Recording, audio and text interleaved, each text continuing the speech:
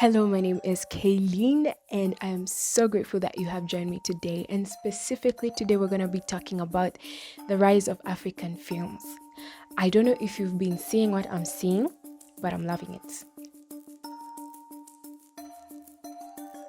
Today, I'll be talking as a consumer since I'm not an actor. I don't know what happens behind the scenes. Let's get into it. Number one is that we were getting the hang of it until we weren't. So, around like COVID period, I was really bored with Western movies. Listen, I love my science fictions. I love The Giver. It's my cup of tea. But it reached a point I was just like, this is too much. And around that time, that's when this thing came. What was this thing?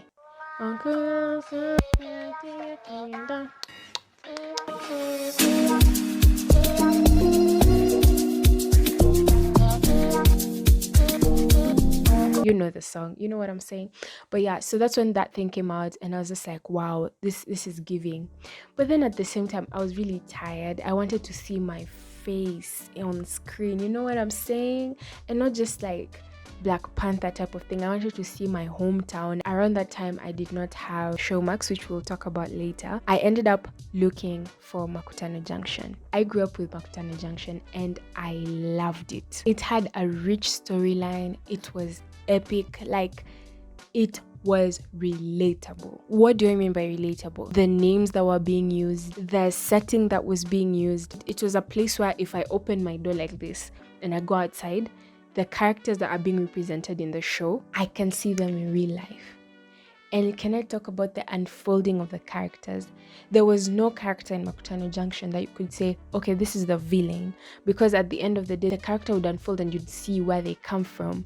And for me, for a 2000 and something show, that was one of my favorite and is still one of my favorite shows, Kenyan shows that have ever been put out. There are so many shows that came after Makutano Junction, and even during Makutano Junction, there were so many other shows.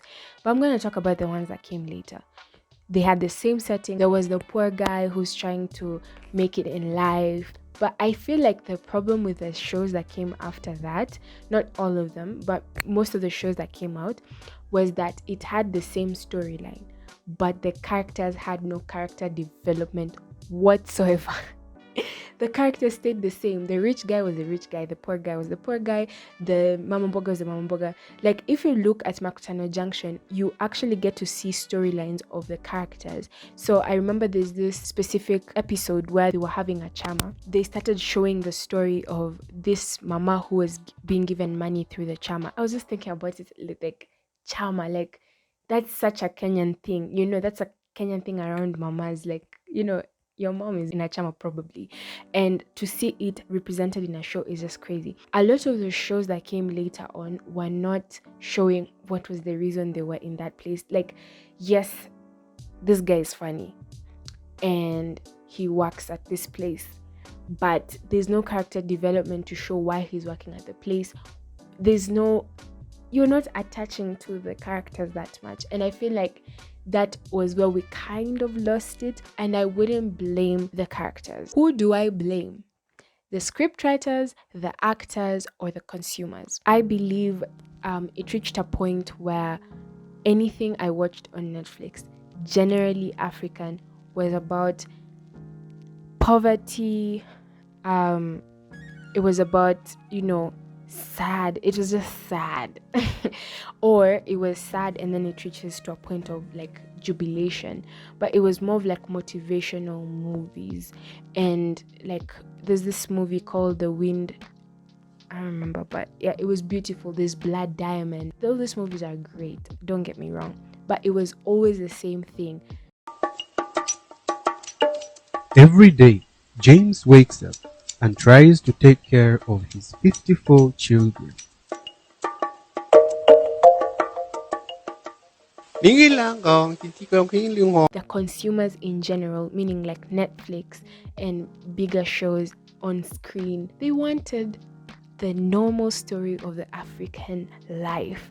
And I feel like the consumers around that time, that's what they wanted. They wanted to see how sad and motivating and everything. And there was no place for us to be creative in general as Africans. And maybe it's the idea that people just had in general about Africans around that time, that, we are more of motivation and there's nothing else to offer.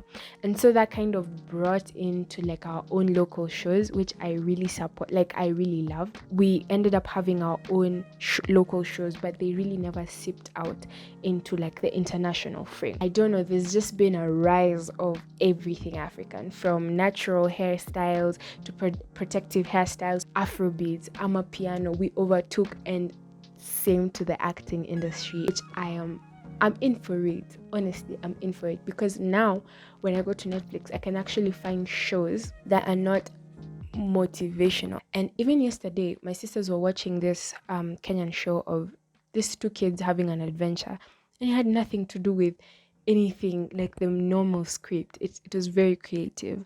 So point is, I'm really loving what is coming out, and I think out of everything, we have gotten our identity back. We no longer are trying to make our movies Western or try to act Western anymore. Even in our music, like, it's us. We are rich in what, and I think that is what has brought us to, in our identity, it has like sprouted into our acting and our movies and our music. And I believe there's so much more room for better, but just the fact that we have reached, I am seeing what I'm seeing. I don't know how many times I'll say it, but I'm loving it.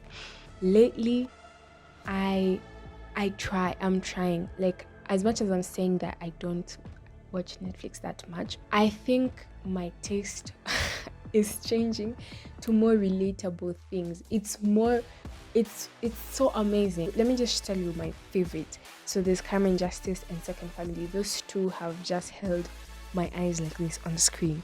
I'm like this all the time. Do you know how relatable it is to see people with your accent? Just that in itself changes everything, guys. I don't even know. I don't know. I'm just saying. To be able to notice the places and the hotels and the whatevers, you're like, this is how Americans feel when they watch their shows. Like, you see someone and you're like, oh my gosh, that's Washington DC, oh my god. Like, that's crazy. I think that's one of the things that makes me so excited, because it's so us. For me, like, when I was watching this show, I was like, oh my gosh, I've never thought about it from the Second Family's kids, how they would feel about it. And it's such a unique perspective, but at the same time, it tackles the same things that have been tried to be tackled. Like, yes, you're representing, but you're representing it in a very unique way. For Crime and Justice, listen, I think I said in my other episode how much I love crime stories and everything. And this one, they took me. Crime and Justice, they took me. And this is just on Showmax. Like, outside on Netflix, there's Click Click Bang, Country Queen, documentaries like Softy. I just can't wait for what this industry has to offer us. And Showmax, if you're watching this, I'm loving what you're doing. Not watch Showmax. And if you've been looking for amazing Kenyan shows, I know so many people who tell me, oh my gosh, I don't like Kenyan shows. Shush. If you want to watch amazing Kenyan shows, check out Showmax and Netflix, but mostly Showmax, for more of general African films and Kenyan films. And that's it for today. Bye.